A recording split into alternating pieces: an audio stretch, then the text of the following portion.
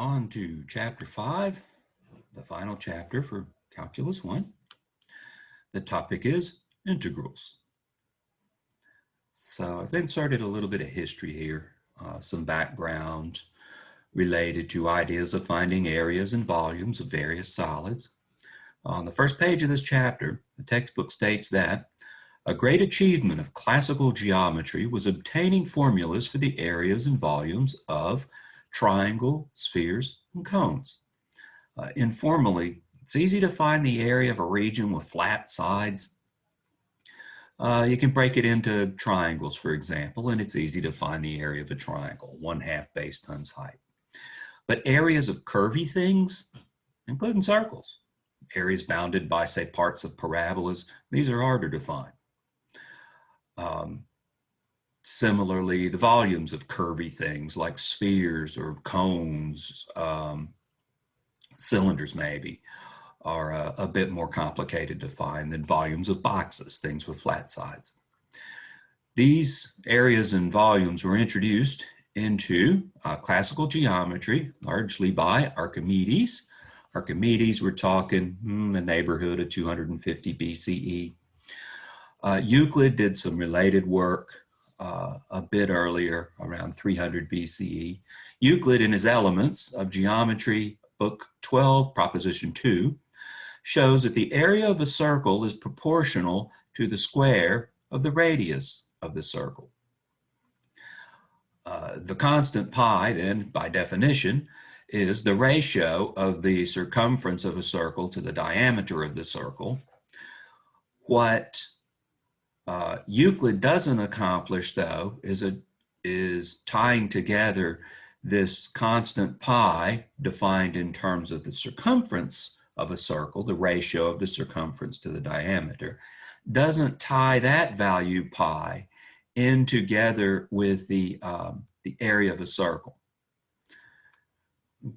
Euclid does show the area of the circle is proportional to the square of the radius of the circle, but he doesn't show that constant of proportionality as pi. Pi, by definition, is given in terms of this circle relationship. It's actually Archimedes that shows those two constants of proportionality are the same. The pi parameter introduced by Euclid in connection with the circumference of a circle is the same as a pi parameter related to the pi r squared area of a circle of radius r. Archimedes, in his measurement of a circle, proves that the area of a circle of radius r is pi r squared, pi taking on the definition introduced by Euclid.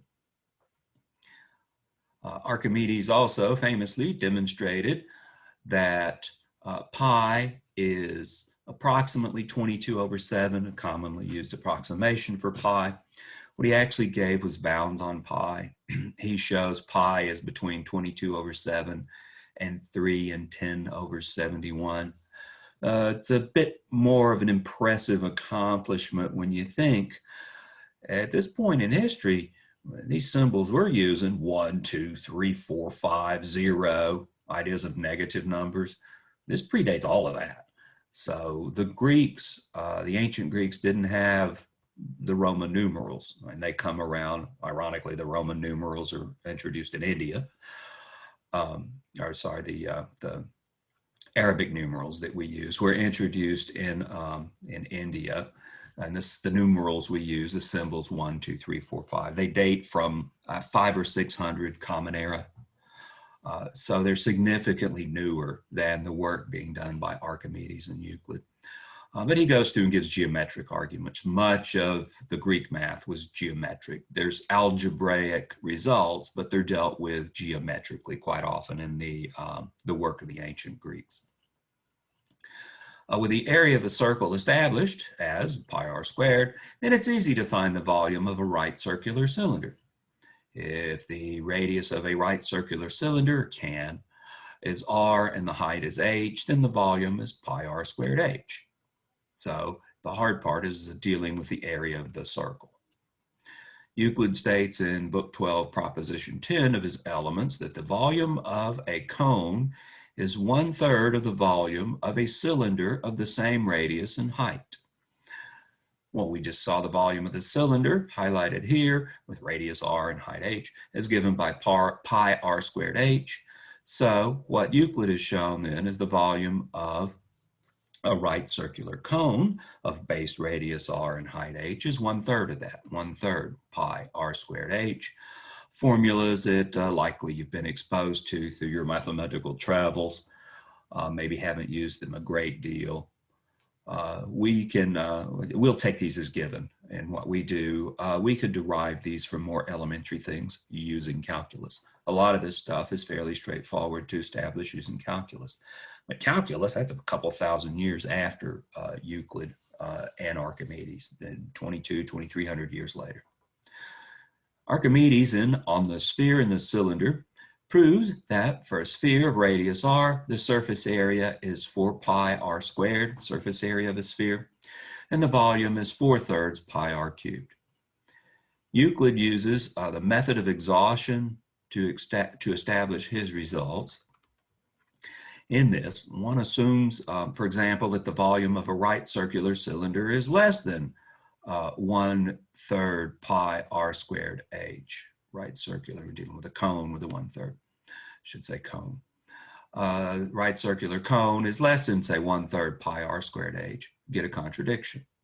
Then assume the volume is more than that and get another contradiction. So the method of exhaustion, it's rather similar to epsilon arguments that we encountered back early on at the beginning of Calculus 1, the calculus material in Chapter 2. But he goes about these contradictions in two different directions and establishes equality, for example, for the volume of a cone in a manner like that. Archimedes almost did calculus. Archimedes uses a technique similar to what we introduce in this chapter in finding the area bounded by a straight line and a parabola. There's a book called The Method, or the Method of Mechanical Theorems, a copy of which surfaced in the last 20 or so years, had been lost for decades, possibly 100 years or so. This work had been misplaced, been rediscovered. There's a nice little popular book out there on the history of it, but it lays out some really sophisticated ideas that Archimedes has in terms of finding areas. The area bound by a straight line and a parabola in particular is what he finds. You hear Archimedes, the first thing you think about likely is a balance, levers, fulcrums, and balancing things. And Archimedes actually finds the area under this parabola using some ideas of balancing things over a fulcrum. So it doesn't quite stand up to today's levels of mathematical rigor, but he got the right answer and he was onto something. And he was this close to doing integral calculus. And this is like 2,200 years ago. So most impressive accomplishment. Here's a couple of images of historical accuracy, probably not so much, from the Mac Tudor History of Math archives that I've mentioned several times. Euclid and Archimedes. Archimedes, a well-established historical figure. Next to nothing is known about Euclid. It's been speculated that Euclid wasn't even an individual, but maybe it was a school of thought. I don't think that's a terribly popular idea, but it has been posed.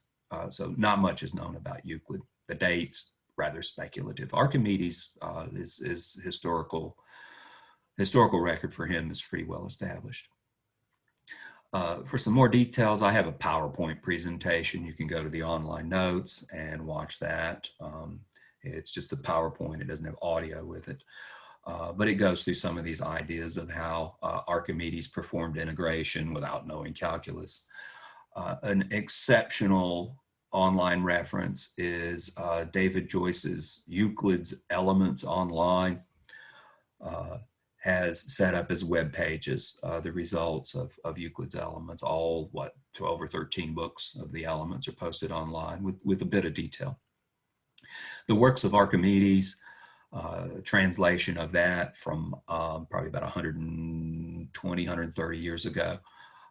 It's actually still in print, but you can access a copy through Google Books. And I think the whole thing's posted online.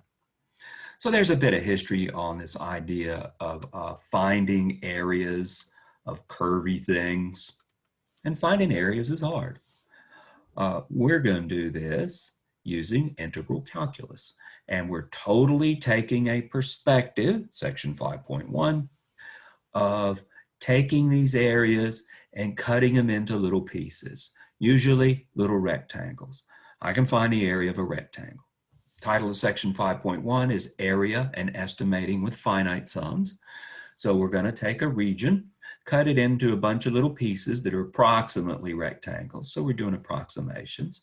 And we'll add up the areas of those rectangles, because the rectangles are easy to find the areas of, whereas curvy shaped things, maybe not so much. We will have an approximation that we will make precise, going back to chapter 2, using limits. So you can't avoid limits in calculus. We're really shifting gears to a new topic. It seems we totally abandoned derivatives in the last topic of chapter 4, antiderivatives, but it ain't true. In about 3 sections, in section 5.4, I think it is, we'll state the fundamental theorem of calculus, and there you'll see the derivative and antiderivative stuff tie in with this new ideas. So sit tight for a couple of sections. It looks like we've abandoned the previous material, but we haven't. We've shifted gears, and the previous material will be seen again. So in this section, we introduce a technique by which we approximate the area under a curve. So our curviness will come from functions by partitioning the area into rectangles. Well, approximately rectangles, and adding up the areas of those rectangles. We make the estimation precise in the next section using limits. And we'll find a shortcut to calculating these things. I guess it's in section 5.3 in the third section, when we link together these things we're doing here with antiderivatives. As an initial example, we want to estimate the area under the curve y equals 1 minus x squared, and above the x-axis for x between 0 and 1. Here's the graph of the curve 1 minus x squared, y equals 1 minus x squared, a concave down parabola. Here's the region we're interested in, the region below the curve and above the x-axis as x ranges from 0 to 1. Here's how we're going to approach it initially. And get those pictures nice and big. Okay, so the plan is take that region, let's cut it vertically in half. So what we're ultimately doing is partitioning the base up into 2 pieces of the same size. So cutting it in half, and then we're going to take a rectangle over here and a rectangle over here. The bases of the rectangle will be distance 1/2. And the heights, we're going to use the functions to determine the height as follows. Let's use the left-hand height based on the function. So we'll take 0, plug it into the function, y equals 1 minus x squared, giving us a height of 1. So we get a height of 1 using the function value. We'll go over half a unit and down. Second rectangle, we'll plug in the function, plug into the function the value 1/2. This input value, plug 1/2 in, get 3/4 out if that's legible, and we'll have a height of 3/4 and a base of 1/2.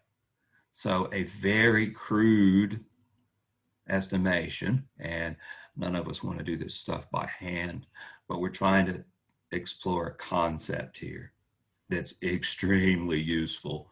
And one of the main applications of calculus is this idea of cutting things into little pieces and adding them up.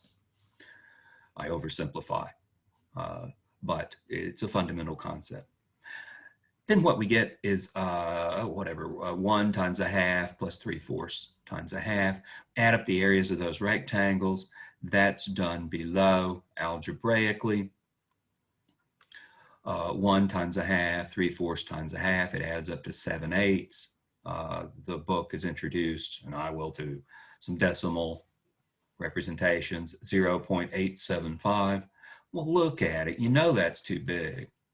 I know from the shape of the curve and the way we determine the heights of the rectangle that 0.875, that's too big. So what is the area? Well, it's less than that. I know just from the shape of the curve. How could you make this approximation better? A number of ways. One of them is cut it into more pieces and do the same thing. So instead of cutting the region into 2 pieces of the same width, let's cut it into 4 pieces of the same width and do the same type thing. So we use the function value evaluated at the left-hand endpoint of each of these little intervals. We'll call these the subintervals. Ultimately, let me go ahead and introduce that terminology, these subintervals. This first subinterval, the function has its largest value at 0. On this first interval, it has its smallest value at 0.25 as well. On the second subinterval, the largest value of the function is 0.25. Third interval, the largest value is at the left-hand endpoint. It's always the left-hand endpoint for this function because this is a decreasing function. Okay, well, add up the areas of these rectangles. Now that's better than what we had before. Still too big, but it's better because I'll compare these right here. We've chipped off a little bit of the top of that first rectangle over here. We've chipped off a little piece up here of that rectangle. In the second rectangle, we've chipped off a big chunk of the extra part. We've taken this and kind of gone down to here and cut off this little rectangular part in the upper right of this second rectangle in figure 5.2 part A. In 5.2 part B, we still got overestimations, but it's better. How could you make it better still? Cut it into more pieces. Maybe not always choose the left-hand endpoint. I know I'm getting overestimations, so we'll look at it from both of those angles. First, let's run the numbers on what the area of these 4 rectangles is added together.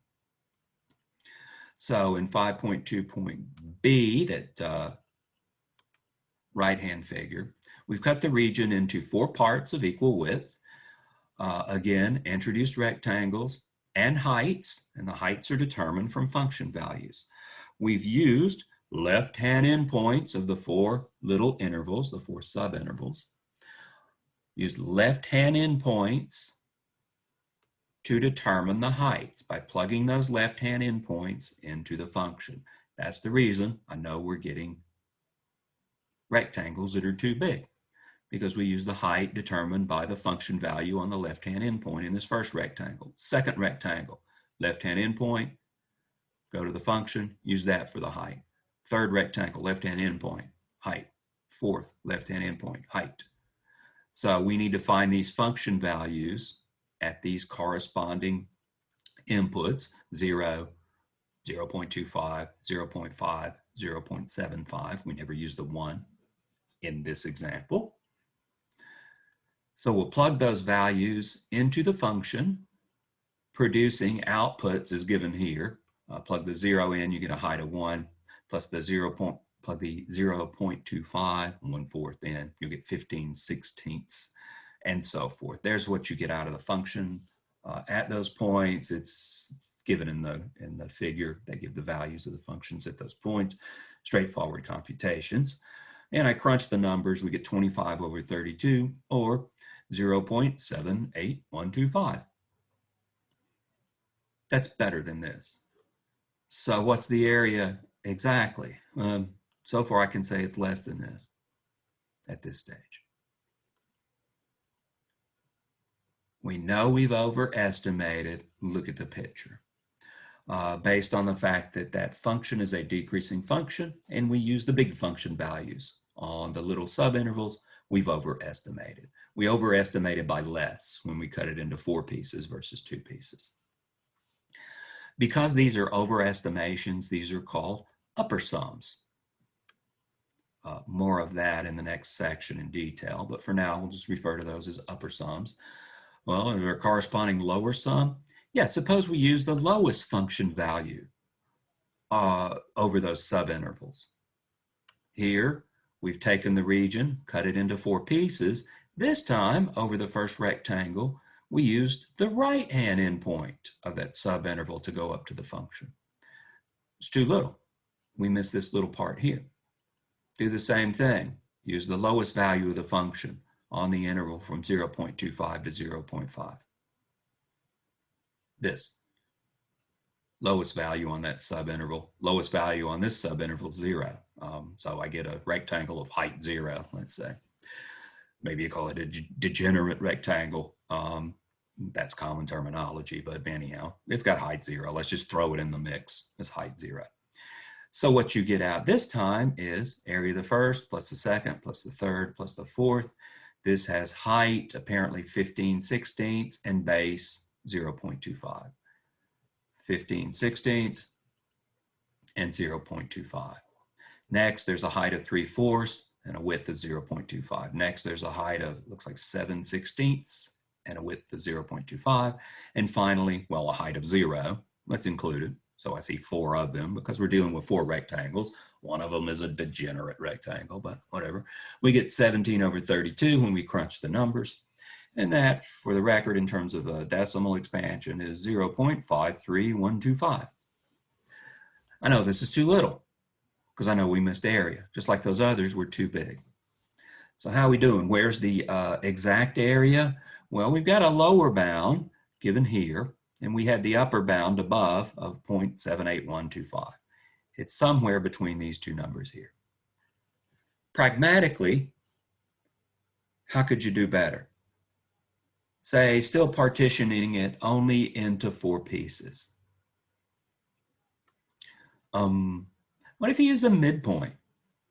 The first time we used the left-hand endpoint, those are always too big. The second time we used the right-hand endpoint, those always gave us rectangles that were too little. Let's Goldilocks it and try the midpoint. That's a good idea. Let's look at what you get when you use the midpoint of these subintervals to determine heights.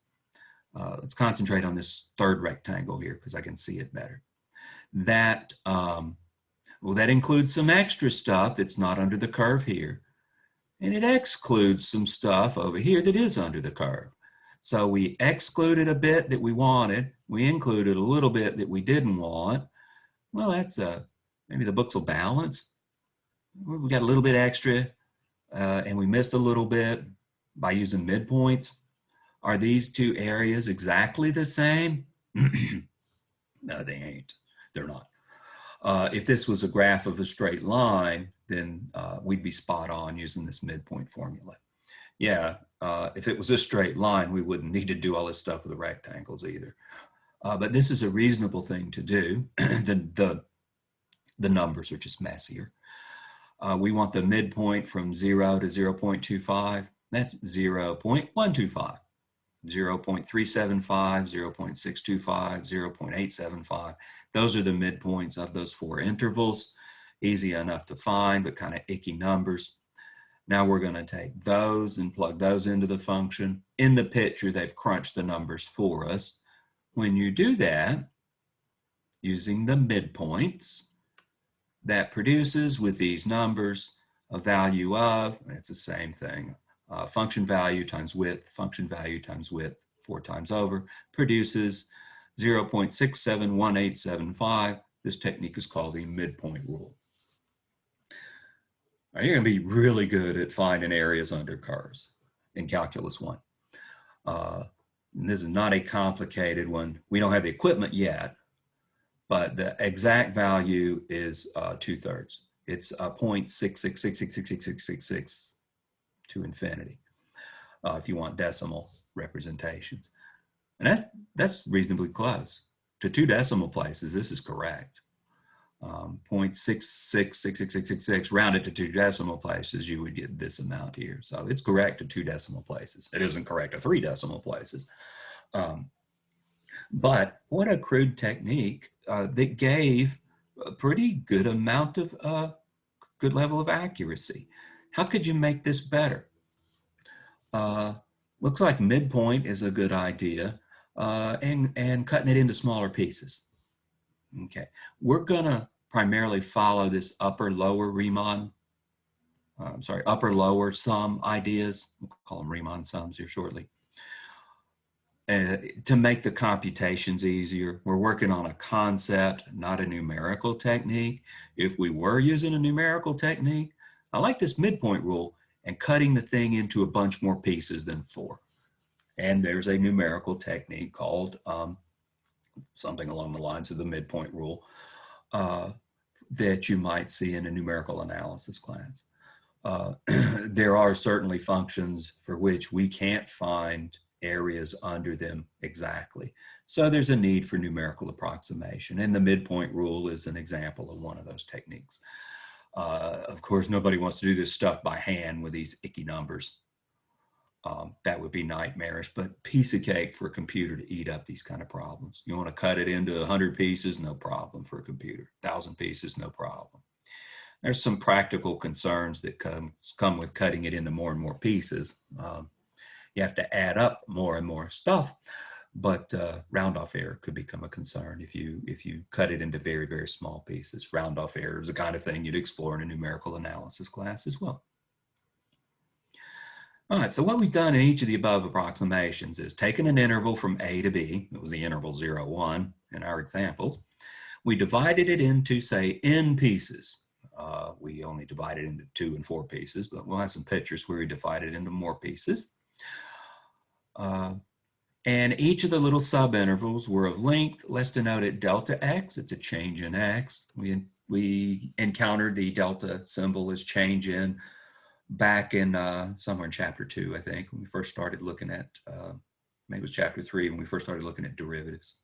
And we did some numerical approximations with some deltas when we had linearizations and approximations. But it just means change in. So the little subintervals are of length b minus a over n. You take a stick of length b minus a and break it into n pieces, all of the same length. That's how long the little pieces will be, b minus a over n. So when you add them up, you get the whole interval, the whole length of the stick back out. So we've consistently made the intervals the same size. And I think throughout this section, that's what we'll do. Next section, we're going to change that a little bit, building up a body of knowledge. And we needed f evaluated at a point in each of those little subintervals. Let's call the x value we use c sub k. Sometimes we used the left-hand endpoint of that subinterval. Sometimes we use the right-hand endpoint of that subinterval. And one time we used the midpoint of that subinterval. So the c sub k, the only rule on it is it has to be from the kth subinterval, a first subinterval, a second subinterval, up through a fourth subinterval for what we've illustrated so far. Plug that x value, that c sub k, into the function. That's how you'll determine the height. Then you get rectangles of areas, height, f of c sub k, and width, delta x. If that function's negative, then height isn't exactly the right word to use because heights aren't negative because they're distances.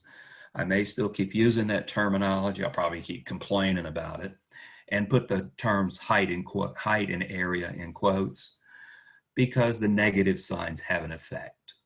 Many more details on that to follow. But think rectangles, think base, and think height, even though that height might be negative.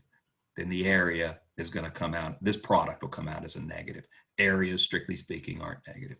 So a little bit of caveats, disclaimers on the terms height and area when we deal with functions that are negative. If we deal with functions that aren't negative, not a concern. Everything will be positive. Each of the above sums were of the following form.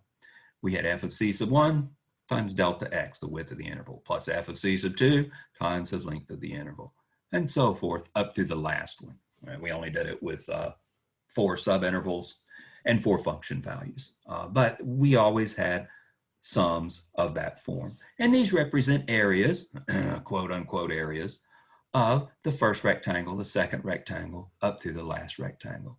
So this little sum here represents a sum of areas, quote unquote, of rectangles. Now, the way we've been doing this, of taking all of the rectangles to be the same width, as we will continue to do in this section, means the smaller the width of the rectangles, and that can be achieved by making the number of rectangles large.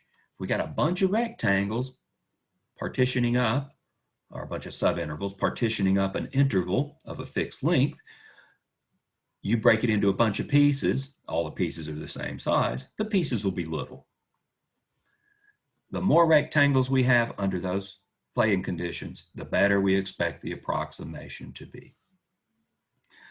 In a figure below, we've got a picture with n equals 16. So we've taken that same region, the area under the curve y equals 1 minus x squared for x between 0 and 1, broken it into 16 pieces. Let's not get into the arithmetic, not that it's inordinately difficult. It's tedious is what it is. A computer could eat it up. And here we've used, what have we used here? Right-hand endpoints of subintervals to determine heights. This little subinterval here, the second to the last one, must be the 15th one. We got the little subinterval here. We went up to the function using the right-hand endpoint of that little subinterval. That determines a height. That's too small because this is a decreasing function. Over here, we'll go to the 15th rectangle, look at the subinterval. This time we use the left-hand endpoint of that subinterval to go up to the function. Gave us a rectangle that's too big because this is a decreasing function. So it's bigger on the left and decreases to the right. So there's similar stuff that we were doing, only we broke it into more pieces. So that's exactly like what we did above when we partitioned the region into 4 pieces of equal width. Here they partitioned it into 16 pieces of equal width. What you will find by running the numbers is the lower sum, when we used rectangles that were too small, will be 0.63 and some change. When you use the rectangles that are too big, you'll get 0.697 and some change. When you use the midpoint, you get 0.66699 and blah, blah, blah. Remember, the answer was 2/3. So this is correct to, actually, this one's only correct to 2 decimal places as well. If I've copied that correctly. I'd expect to get more decimals than that. If I round it to the next decimal place, well, it rounds the same as 2/3 would round. So I guess I can't say it's accurate to 3 decimal places. With the appropriate rules employed of what you mean by decimal places, which we're not going to get into. But if I round this to 3 decimal places, we get 0.667. If I round 2/3 to 3 decimal places, we get 0.667, and they agree to 3 decimal places. They don't agree to 4 decimal places. So this is the highest level of accuracy we've gotten so far. It says the actual area of the region is 2/3. It's 0.6666666, 2/3 in decimal form. So midpoint seems to be winning, yet we're still going to take our lead from this upper sum and lower sum stuff. The arithmetic will be easier. And when we take limits in the next section or two, it won't matter what you choose for C sub k. Left endpoint, right endpoint, midpoint, it turns out it doesn't matter when you throw limits at it. But the idea they're trying to drive home here is take the region, cut it into pieces, all of the same size, so make those pieces little, and add up the sums of the corresponding rectangles. Table 5.1 shows what you get by doing that using lower sums, upper sums, and the midpoint rule. For 2 subintervals, cutting the interval 0, 1 into 2 pieces, into 4 pieces, into 16 pieces. We did the 2, actually we did this one, 0.875 was the first number we saw. When cutting into 4 pieces, we looked at the lower, the upper, and the midpoint. So this the second row of numbers, we went through in those computations or in the notes. We claimed these about 16 above, but look what happens to the lower sums. the upper sums and the midpoint sums as you cut the interval into more and more pieces and smaller pieces. Here we get 0.6661 something or other. Here we get 0.66666675. Here we get 0.667. This is accurate to 3 decimal places. This is accurate to 1, 2, 3, 4, 5. This is accurate to 6 decimal places. This is accurate to 3 decimal places. So by cutting the interval into more and more pieces, you get better and better approximations of the actual interval, provided you cut it into pieces of the same length. And this more and better reminds me of the very crude idea of limits in terms of closer and closer. It's a limit thing that will make these values precise.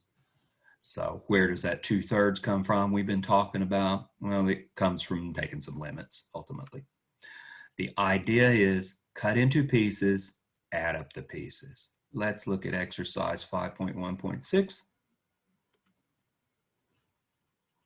In the supplements. Okay, I've only got 4 examples. They're fairly lengthy. The first one says, use rectangles, each of whose height is given by the value of the function at the midpoint of the rectangle's base, that is, use the midpoint rule. Estimate the area under the graph of function f of x equals x cubed over the interval 0 to 1, using first 2 and then 4 rectangles. Okay, so it's similar to what we did.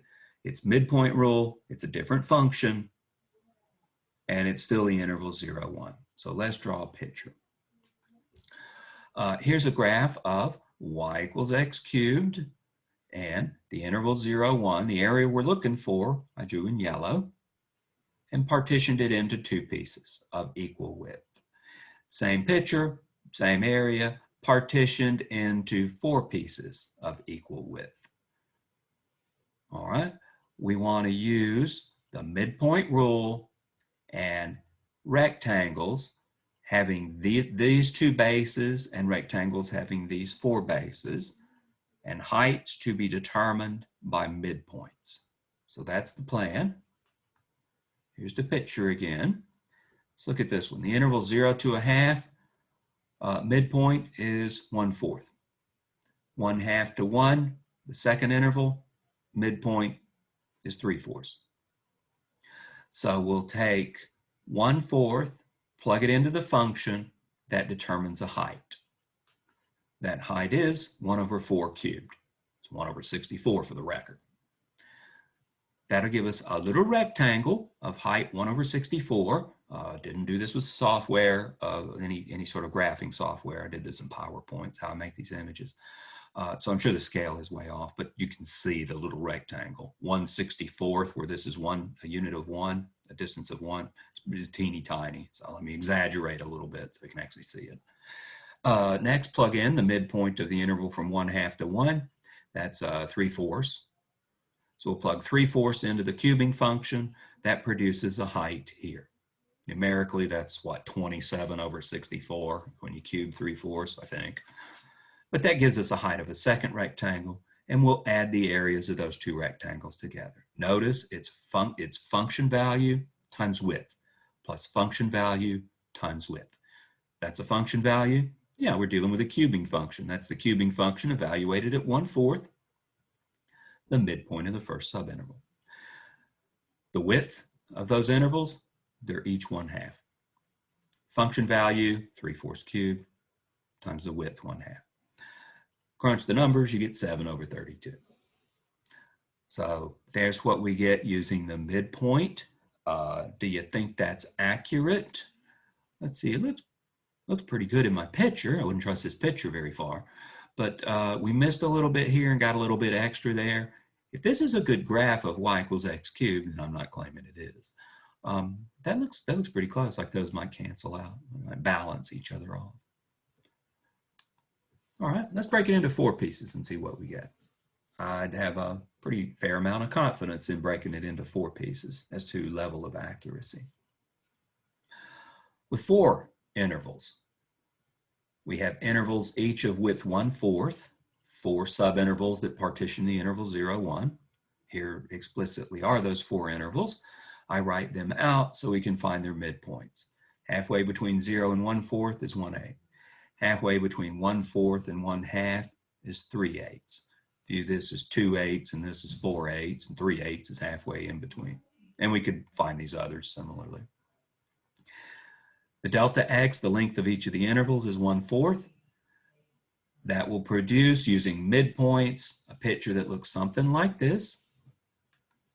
We'll add together the areas of those 4 rectangles the usual way, using these midpoints and these widths. Crunching the numbers, it produces 31 over 128. I suspect that's pretty close to the answer. The exact answer is 1/4. Turns out it's easy to evaluate these. If I can do it in my head, it can't be too hard. The actual area is 1/4, and 30 over 120 is 1/4.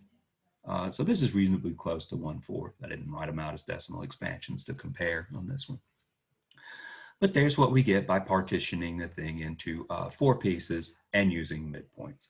Same technique as before. Returning to the notes, same idea, but a different setting. Consider similar idea to what we had, similar to the examples above, but suppose we have a velocity function, say v of t.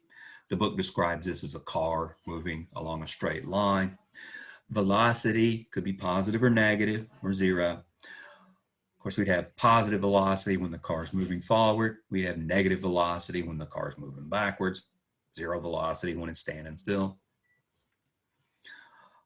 The velocity, say, changes over time. When you start the car, the velocity goes up as the speedometer increases and goes back down when you stop. It changes. So what we want to do is take that changing velocity, like we had those functions that changed, the 1 minus x squared function and the cubing function, they changed as the inputs changed as well. So velocity changes with time. We're going to take, this isn't the last time you'll hear this in calculus, a lot more in calculus too. Take little slices of time, little delta t's.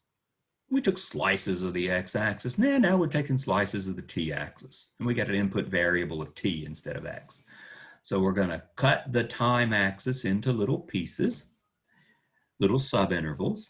We'll pick a specific time, t sub k, from the kth little subinterval, and we'll use that to determine a velocity, v of t sub k.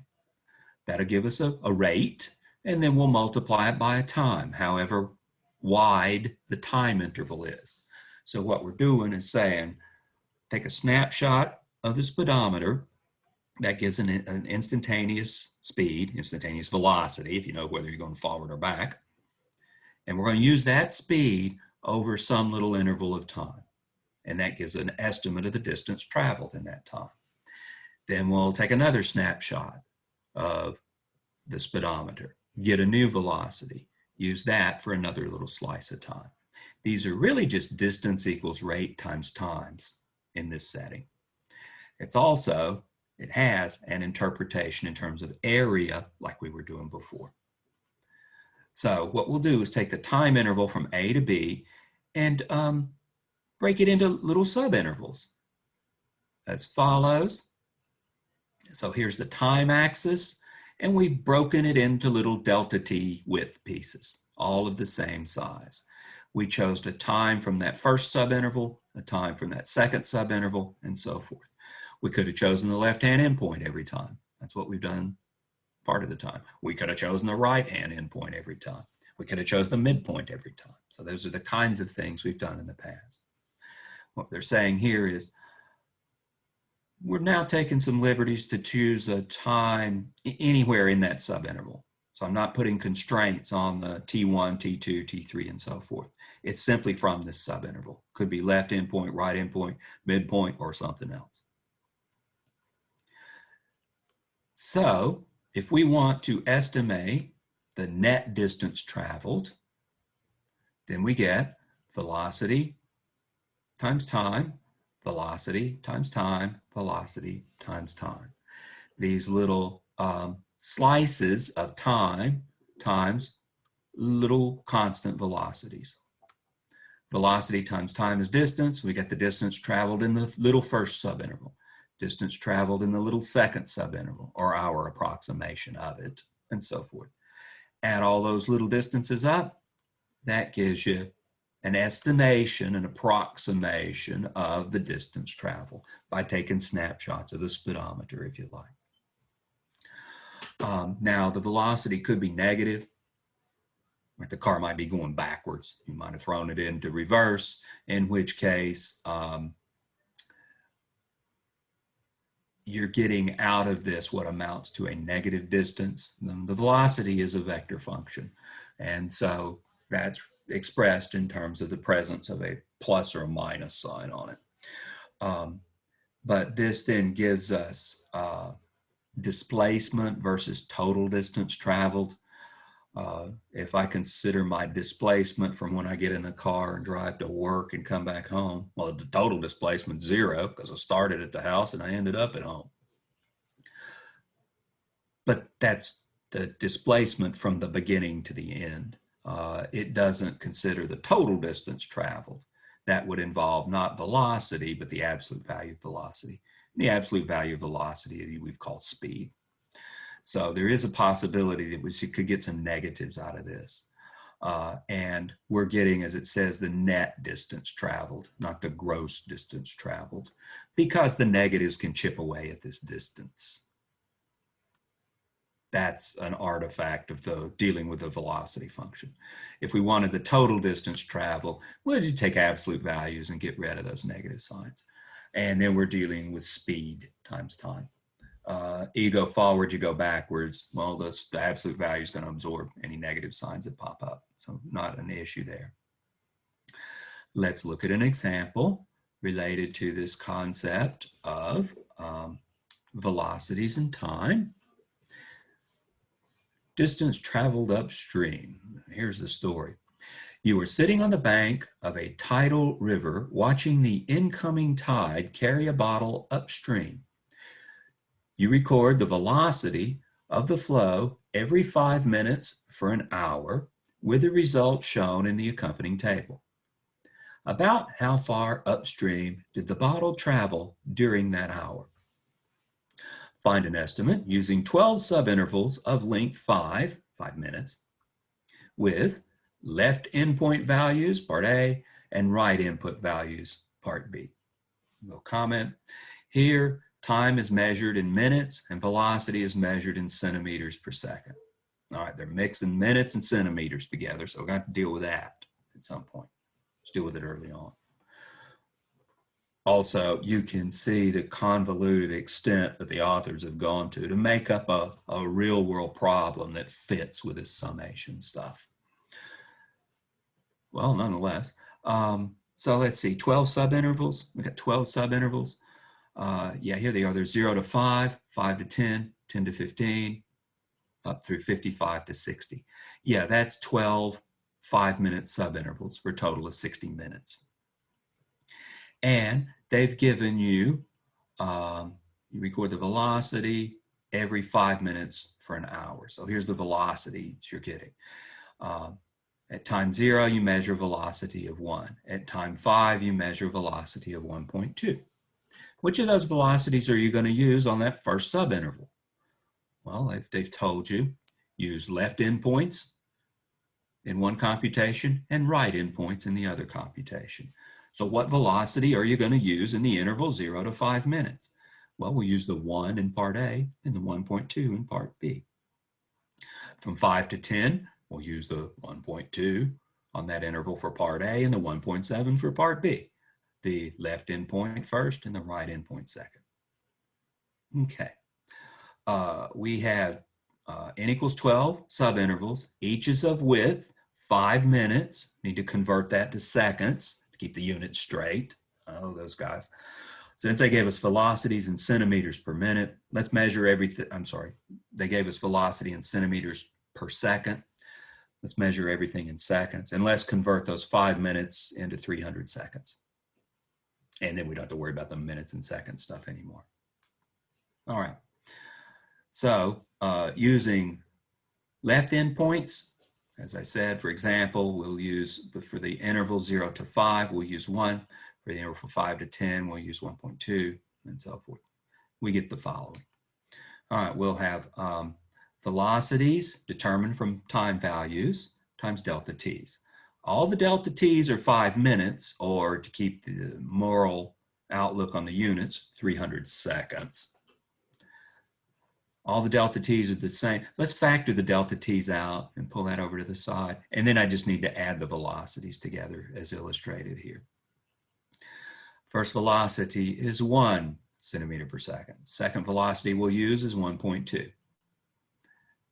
1.7, 2.0, blah, blah, blah. From 55 to 60, we'll use a velocity 1.2. The last one we'll use is 1.2.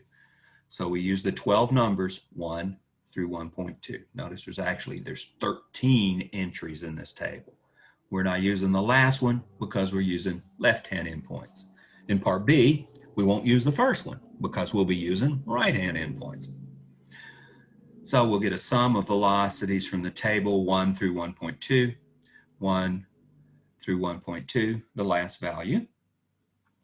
Those are each multiplied by delta t. Delta t is 300. We've got centimeters per second here. Doing the arithmetic, we get 5,220 centimeters.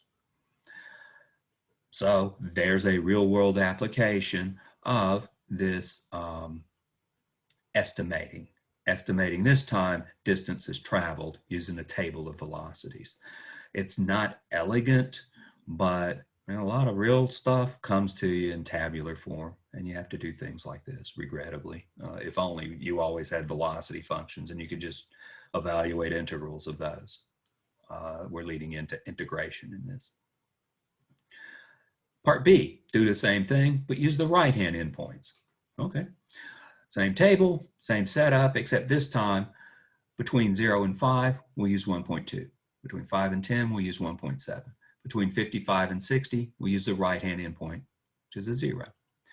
The 1 never gets used. All the others do. All the other velocities do. So same situation, except now we don't start at 1. We start at the right-hand endpoint of that first subinterval, 1.2. We pick up all the remaining values up through the final value in the table, 0. Just as in the previous one, we didn't use the last value 0, the 13th value 0. In this one, we didn't use the first value, the first velocity, 1.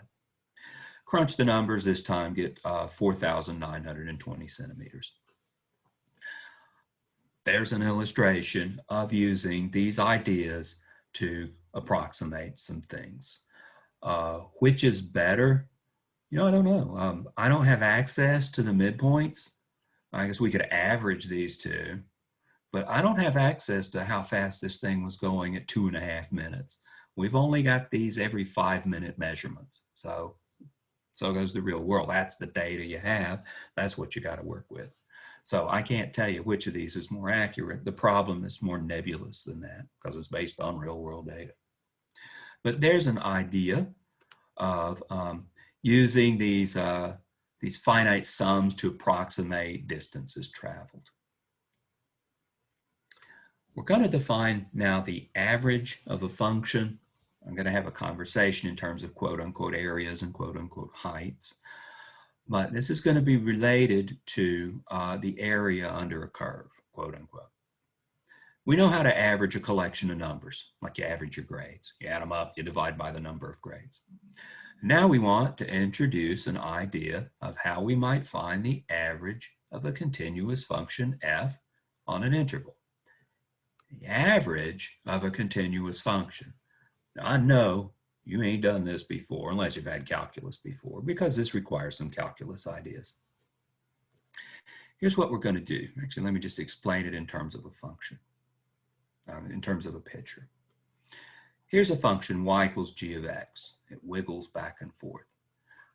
If we could find the area under that function, and we will be able to find areas under functions, and in a way more elegant way than the approximations we're doing now. Turns out we've done lots harder things than find areas under curves, the calculus one part of it at least. If we can find the area under that curve, we're going to define the average value of this function g on the interval from a to b to be this y value c. Where does that y value come from? It's the height of a rectangle with the same width as the interval on which g is defined, runs from a to b. And this rectangle has the same area as the area under the function y equals g of x. Area of the rectangle is same as the area under the curve. They're both shaded light blue. So we want those areas to be the same. The height you choose over here that accomplishes that, it will be defined to be the average value of g. It should make some intuitive sense as well, because what's happening here is, well, we've got the function below there a little bit. Now we've got it above a little bit more. We've got it below quite a bit here and above a fair amount. It should be that the area above the dotted line that's extra balances exactly the missed area that's below the dotted line. A little sliver over here and this lumpy part here. The amount of extra area above and the amount of missed area below are precisely the same. That's the definition of the average value of that function. So the weak point on this is, well, how do you find the area under that function? For now, all we've got is approximations. So we'll have to use that. So a couple more examples. The first one dealing with exactly that average value stuff. Average value of a function. Use a finite sum to estimate the average value of f of x equals 1 over x on the interval from 1 to 9 by partitioning the interval into 4 subintervals of equal length and evaluating f at the subinterval midpoints. Okay. So we'll find the area under this function. Well, we'll estimate the area under this function over the interval from 1 to 9. Then we'll use that area estimate to go back and find the average value of the function. We'll take a look at the notes for what we ultimately had for formula. Okay. Here's a sketch of the curve created very much by hand, not by software, not by mathematically accurate software, by my hands basically. So don't plan on it being to perfect scale or anything.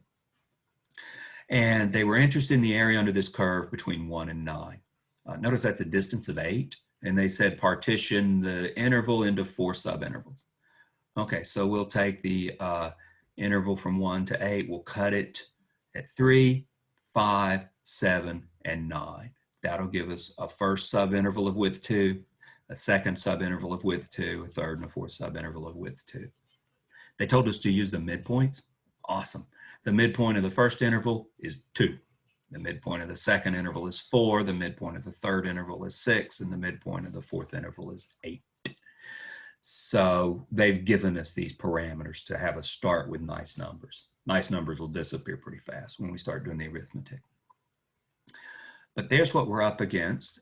More specifically, let me draw in orange, as I've been doing, the rectangles that we're going to use. Here's the subintervals, 1 to 3, 3 to 5, 5 to 7, 7 to 9. We're told to use midpoints. So the first midpoint is 2, second one's 4, then 6, then 8 as midpoints of these intervals, as we saw in the picture. Notice each interval is length delta x. We've used to represent that as 2. Each interval is of width 2. So we'll add up the areas of those rectangles. As always, function value times a delta x. There's 4 of them. Let's see, the function is the 1 over function. First it gets 2, we get 1 over 2 times the width 2. Second input value, c sub 2 is 4. Put that in the function, get 1 over 4 times the width 2.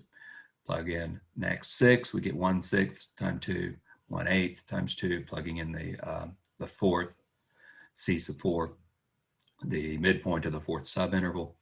And simplifying, it gives you 25 over 12. So there's our approximation for the area under the curve. Now let's look back at that definition of average value. This wasn't a question of find the area. It was a question, or estimate the area. It was a question of estimate the average value. So let's go back to the notes and see exactly what we had on that. I got wrapped up in the pictures. And let's see, did we ever state a formula? We did not. So the way to look at it is the area here will be b minus a times that height. And we want it to equal this integral. That height will be the average value by definition. So we'll have the average value of this function times the width of this interval equals that area. To solve for value c, we'll divide by the length of the interval. It's explained verbally here, as the book did. I didn't go through and state a formula for it. I don't have an expression for the area under a curve just yet. So we're playing with this at this stage. What we need to do is take the area we've got an estimate of and divide it by the length of the interval is what it amounts to. And that's what's done next. And we will state a formula for this in the near future. So we need to take this 25 over 12 and divide it by b minus a, the length of the interval. We went from a equals 1 to b equals 9. That's an interval of length 8. So we need to take the area, divide that by 8, and that gives our approximation of the average value of the function. Divide by 8, it's 25 over 12. It's like multiply by 1/8. 8 times 12 is 96. That's where the 96 comes from. Does this answer make any sense? Should be the average value of this function. This function, on the interval 1 to 9, it's as big as 1 and as small as a ninth. It decreases. It looks like it ought to be, I don't know, maybe less than a half. If I trust this picture, which I'm a little skeptical about the picture, it ought to be not very big. Definitely well smaller than 1. 25 over 96, that's what? It's in the neighborhood of 1/4. That looks plausible. So it's plausible that that's what we get for the average value of this function. But that's the estimate we get. Once we know how to deal with areas better, we'll give a formal definition of average value of a function, and we'll have good ways of computing those areas under functions. A final example, I've modified what the book gave. I think this is a bit clearer. Actually, I struggled with trying to figure out what the book was asking. But they've given us a table of data and ask us to compute effectively some of these upper and lower sums. A power plant generates electricity by burning oil. Measurements are taken at the end of each month, determining the rate at which pollutants are released into the atmosphere in tons per day. And they're giving us monthly periods, recorded as follows. Let's see, how did they word that? Measurements taken at the end of each month. So at the end of January, the rate was 0.20 tons per day. At the end of February, the rate was 0.25 tons per day, and so forth. So they've given us values at the end of the month. So this 0.20, do you want to use that for January? That was the measurement at the end of January, or equivalently, it was a measurement at the beginning of February. Give me a few hours to toy with. But I could use this 0.20 either in January or February. I may equally well make an argument for either of those. It was done at kind of between those months, at the end of January and the beginning of February. They did them at midnight, and I got a world of trouble. So I could justify using this as the rate for January or for February. So you know where we're going on this, left endpoint and right endpoint. The first part says, assuming a 30-day month, okay, we'll have to express things in terms of days because the rates were given in tons per day, just like that seconds versus minutes problem we had in the previous one. Assuming a 30-day month, give an upper estimate of the total tonnage of pollutants released by the end of June. What is a lower estimate? Part B, in the worst case, approximately when will a total of 125 tons of pollutants have been released into the atmosphere? All right, first one, upper estimate. Okay. We're considering subintervals of length 30 days, right? They're months. They said assume all the months at 30 days. So that's their rules to play by, is to make the arithmetic easier. We could deal with 31-day months and just change the little subintervals lengths. So it wouldn't be hard to do. The arithmetic would be a little uglier, but not outrageous. Notice the rate increases as time goes by. So we get bigger numbers out in this table as we move through time. So if we want an upper estimate, then what you're going to use for January? Well, let's use the 0.20. After all, I don't have a number at the beginning of January. For February, we'll use this value. For March, this value, and so forth. These are the values measured at the end of the month. When we want a lower estimate, we'll use the 0.20. That measurement at the beginning of February, we'll use that for February. We'll use this for March, this for April, and so forth.